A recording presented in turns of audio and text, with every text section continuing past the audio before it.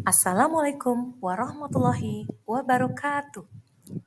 Video kali ini adalah ruang kolaborasi modul 2.3, yaitu coaching.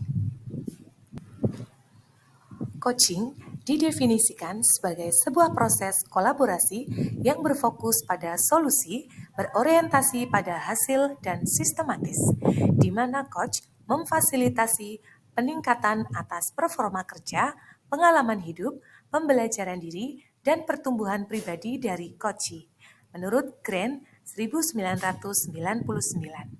Sedangkan menurut Whitmore 2003 mendefinisikan coaching sebagai kunci pembuka potensi seseorang untuk memaksimalkan kinerjanya. Adapun prinsip coaching diantaranya kemitraan, proses kreatif, dan memaksimalkan potensi. Sedangkan kompetensi inti dari coaching adalah kehadiran penuh atau presence, mendengarkan aktif, mengajukan pertanyaan, dan mendengarkan dengan rasa.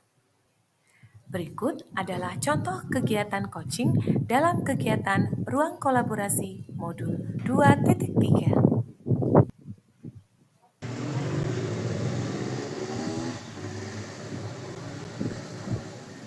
Assalamualaikum Mbak Novi. Waalaikumsalam Bu Asi. Apa kabar Bu Asi? Bu Asi sehat? Alhamdulillah sehat Mbak. Apakah Mbak Novi juga dalam keadaan sehat? Iya Bu, Alhamdulillah saya sehat. Gimana Bu Asi? Apa nih yang mau kita bicarakan hari ini Bu? Iya, begini Mbak Novi.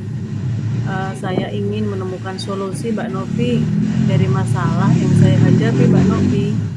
Mungkin kalau saya ceritakan ke Mbak Novi nanti masalah saya dapat gambaran Mbak tentang apa yang harus saya lakukan Mbak Novi. Bagaimana Bu Asi menggambarkan masalah ini Bu? Iya Mbak Novi. Jadi begini Mbak Novi. Jadi ada beberapa siswa dalam kegiatan pembelajaran IPS itu kurang aktif Mbak, kurang semangat begitu Mbak. Tugasnya pun kadang jarang dikumpulkan Mbak Novi. Oh, apa yang ingin dicapai Bu Asi? Ya, tentunya saya ingin ya siswa-siswa saya itu mengikuti pembelajaran yang aktif dan bersemangat tentunya Mbak Novi. Oh iya, kira-kira faktor apa saja ya Bu yang menyebabkan masalah tersebut? Mungkin saya dalam mengajar kurang menarik kurang menerapkan metode pembelajaran dengan baik, sehingga anak tidak aktif dan kurang semangat untuk mengikuti pembelajaran yang saya terapkan. Dan pembelajaran IPS mungkin mereka merasa membosankan apalagi diletakkan pada jam terakhir. Siswa semakin tidak fokus Mbak dan cenderung ngantuk. Apalagi saya jarang memberikan ice breaking Mbak, dan pembelajaran yang saya terapkan dirasa monoton. Dan saya juga belum menerapkan pembelajaran yang berorientasi pada murid sesuai kebutuhan belajarnya masing-masing. Saya juga masih menerapkan pembelajaran yang hanya mengerjakan materinya selesai begitu Mbak. Kira-kira bagaimana Bu Asi cara mengatasi hal tersebut Bu?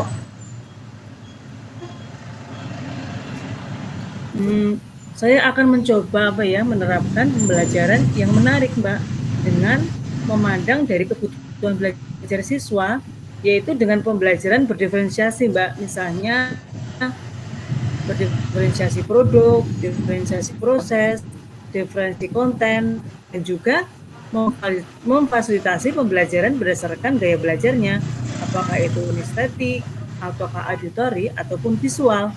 Dan saya juga akan menerapkan ice breaking Mbak dalam kegiatan belajar agar siswa bisa fresh Mbak dan ada penyegaran sehingga senang dan semangat dalam mengikuti pembelajaran saya. Dalam pembelajaran materi kelas 7 Mbak, yaitu tentang materi letak dan luas wilayah Indonesia, saya akan memberikan tugas yang berbeda Mbak. Untuk anak-anak yang gaya belajar yang kinestetik, saya akan coba berikan tugas siswa untuk membuat peta hasil bumi Nusantara dengan media 3 dimensi. Kemudian untuk gaya belajar auditori, saya akan memberikan tugas membuat podcast tentang hasil bumi Nusantara. Dan yang terakhir, gaya belajar visual, saya akan memberikan tugas menggambar peta satu dimensi dan atau merangkum hasil bumi Nusantara, Mbak Novi. Wah, itu hebat sekali, Bu. Kira-kira kapan Bu Asih akan memulainya, Bu? Insya Allah 1 atau 2 hari lagi, karena tentunya saya harus mempersiapkan RPP dan modul ajarnya tentang materi letak dan luas wilayah Indonesia, dan saya juga harus menyiapkan alat dan bahannya, karena banyak alat-alat yang harus saya gunakan, misalnya seperti plastisin, kemudian saya harus bisa ngeprint gambar hasil bumi di 5 pulau besar Nusantara seperti Sumatera, Kalimantan, Jawa, Sulawesi, dan Papua. Juga menyiapkan solasi, ada juga triplek yang untuk 3 dimensi, kemudian yang lain-lain, Mbak. Bagaimana Bu Asih memastikan hal tersebut bisa berhasil, Bu? Oh iya, Mbak Novi, jadi agar saya bisa memastikan keberhasilannya, tentunya saya harus punya sebuah indikator keberhasilan, Mbak Novi, yaitu saya juga memberikan dalam kegiatan tersebut asesmen, Mbak. Itu tadi kalau saya tadi sudah kasih atau saya kompilasikan atau kelompokkan gaya belajar tadi, maka saya nanti akan memberikan asesmen sesuai gaya belajar dari anak-anak tersebut. Misalnya untuk gaya belajar visual, nanti saya akan berikan tugas-tugas yang terkait dengan itu, yaitu merangkum atau membuat peta satu dimensi. Kemudian untuk asesmen untuk gaya belajar kinestetik, nanti saya akan meminta anak untuk membuat peta relief 3 dimensi, dan saya juga menggunakan rubrik penilaian, Mbak, agar saya juga nanti mengetahui sejauh mana pemahaman dan penguasaan materi siswa terhadap materi hasil bumi Nusantara. Misalnya nanti saya akan coba kaitannya dengan pemahaman konsepnya, kemudian juga kriteria kelengkapan jawabannya, kemudian penggunaan bahasanya, kemudian kreativitasnya. Kemudian untuk yang gaya belajar auditori, tadi kan saya sama anak minta untuk bikin podcast, Mbak, yaitu ada 2 orang ya, antara narasumber dan yang penanya atau yang ditanya. Nanti saya juga akan kasih rubrik, Mbak, agar saya mengetahui sejauh mana pemahaman anak terkait dengan materi hasil bumi Nusantara, yaitu tentang pemahaman konsepnya, akurasi informasinya, struktur podcastnya, bahasa dan penyampaiannya, kreativitasnya, kemudian kerjasama kedua belah pihak tadi, kemudian juga kolaborasinya, begitu, Mbak. Wah, sudah sangat tertata rapi ya Bu, perencanaannya Bu Asih itu sudah sangat luar biasa. Baiklah Bu Asih, kira-kira adakah dukungan yang Bu Asih butuhkan? Ya tentu saja ada, Mbak. Kalau untuk sekolah, alhamdulillah sudah banyak mendukung kegiatan saya dan kegiatan para pendidik yang lain, yaitu tentang fasilitas internet. Kemudian juga dari Bapak Kepala Sekolah, teman sejawat juga mendukung dari kegiatan tersebut. Dan yang paling penting juga tidak kalah penting, yaitu adalah dukungan orang tua, dan termasuk yang paling penting sendiri adalah dari motivasi dan komitmen saya sendiri, Mbak, untuk menerapkan pembelajaran yang menarik untuk siswa tadi, Mbak. Oh iya, luar biasa sekali ya Bu. Nah, menurut Bu Asih, pertemuan kita hari ini bermanfaat apa tidak? Kira-kira apa ini kesimpulan pembicaraan kita pada hari ini, Bu Asih? Ya, tentu saja bermanfaat, Mbak Novi. Terima kasih, Mbak Novi, waktunya.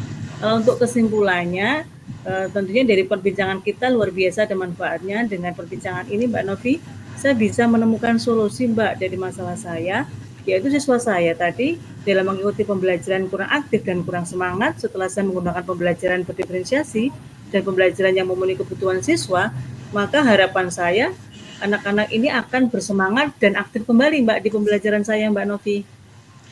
Wah, luar biasa sekali Bu Asih.